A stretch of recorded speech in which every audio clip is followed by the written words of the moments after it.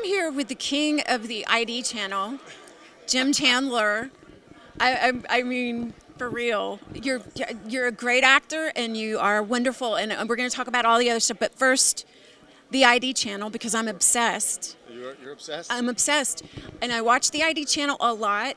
I like true. I'm one of those weird people. I only like true crime. I don't like fictional crime. I like the real stuff. Right.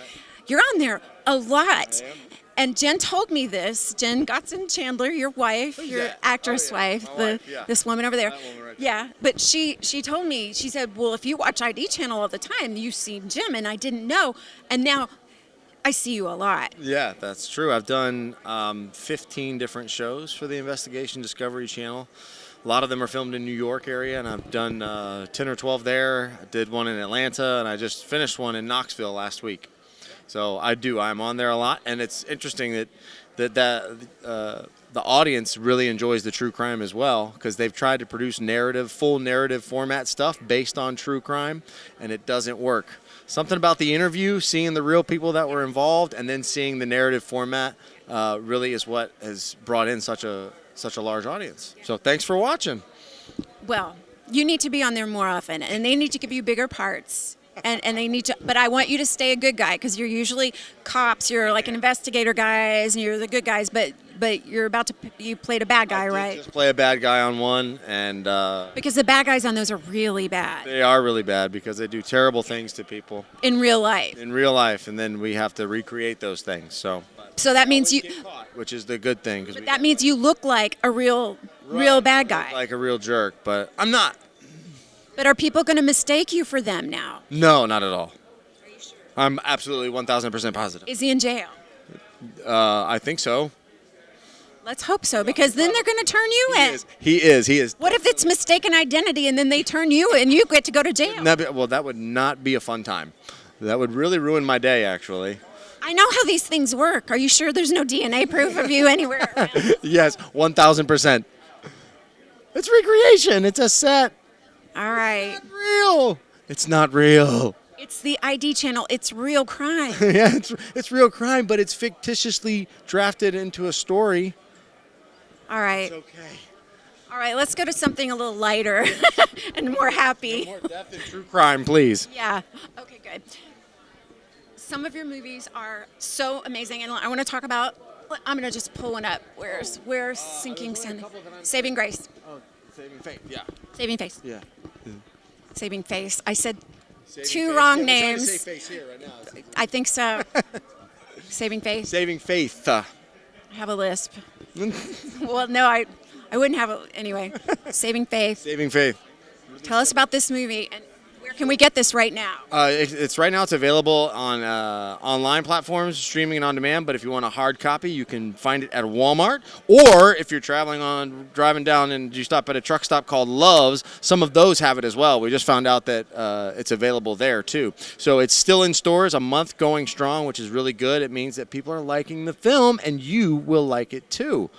Follows Faith Scott as she attempts to save the theater that is a very important thing in her family and her family's history, and she overcomes some obstacles and rediscovers her faith in God and trust others, and they all come together as a community to put on a Christmas in July concert, and there's some cameos from Vince Gill, Amy Grant, Michael W. Smith, some people from Rascal Flatts, Henry Cho's in it, and Donnie. And you. And me, yeah. Donnie Richmond, who's a gospel singer out of Knoxville in the Tennessee area. So it's a lot of fun. And you get to find out whether or not she saves the theater, so be sure to tune in.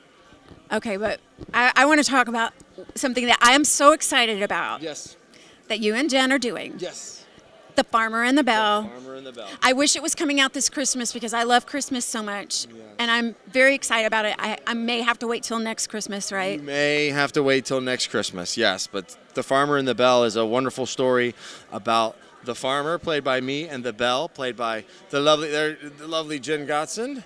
Jen Gotson Chandler now, because we have done the nuptials. And it follows a paranoid fashion model who travels to a small town in Georgia and discovers that real love comes from serving others and not just a pretty face.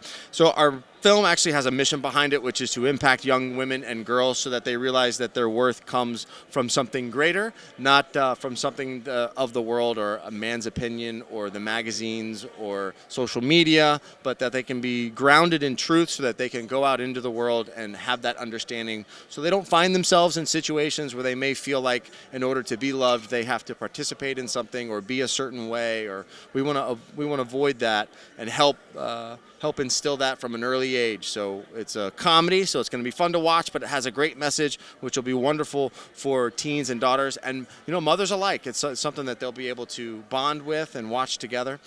We've got the story and all of that mainly came from Jen, but we kind of went over everything together. So we are the creators, and we hired some very talented writers to help us get it into the proper script format and to add some flavor and some pizzazz to it. But yes, the story it parallels Jen and I's real love story a little bit. My family does have a farm in Georgia, and she used to come and visit it, and she would be very surprised by what happens on a farm. There's some pigs and there's chickens, and they peck and they make noises, and there's gross big piles of food that you keep for your pigs. And so we use some of those to pepper those into the story to create a fun, lighthearted environment while we tackle that very delicate subject. Just the message behind that. I'm so excited about this film, mostly because of what you're doing around this and what you're building on social media for women and young girls right now. What we're being told by the media and what we've been told for decades now is what we're supposed to look like, how we're supposed to present ourselves, and it's impossible standards. Right. And so many girls are devastated when they can't look like those people, and there's no way they can. Right. And so to start teaching people that we've got to start working on the inside, that's something that young girls are not taught a lot anymore, that the insides count more than the outside. So what you all are doing, I love that whole message around it. Well, thank you. It's really important that you mentioned standard. There's really only one standard, and that's his standard, and he sees all women the same as masterpieces and heirs and heiresses to the throne. So it's important for men to understand that and then to treat them as such. And so we want to tackle this, like I said, from a comical point of view, but we also want to give an example of how a man is to behave and how to properly pursue a woman. Because in the story, the farmer and the belle are former pen pals, and that is something that I did with Jen. We would write letters back and forth because she lived in Pennsylvania and I lived on the farm at that time in North Georgia and in the Tennessee area. So we went through a courting relationship, and Courting. For anybody younger than like... We dated, y'all. We dated first. Courting. Had some phone calls and stuff like that, and then we got married. So yeah, we're really excited about what we're going to be able to do, not only with the film, but we have some ancillary products that are part of the film, like a children's storybook that's written by Mike Narwaki, who created Veggie Tales, so that's really exciting. Devotional book written by a devotional writer who does When God Calls the Heart, which you can find in any Christian bookstore and actually just about everywhere, really. And that's based on... When Calls the Heart, which is the Hallmark series. And then we have the True Beauty bracelet, which we're going to be selling and packaging, or selling alongside with the film when it comes out, so that women and girls can have the messaging on their wrist of what it takes, are God's biblical truths that leads you toward true beauty and real love. So they can always have that reminder on their wrist. So there's an impactful and powerful message, and then on the back side are scripture that those messages are derived from. This should be the future of all films. Raising people up. Amen. Shining the light on the darkness in the world. And there's a lot of darkness out there. So I love you guys so much, both of you. Well, thank you. And your wife so over here. Yes, For what y'all are doing in the film industry with talent and just light. So much light. Well, thank you so much for having us on.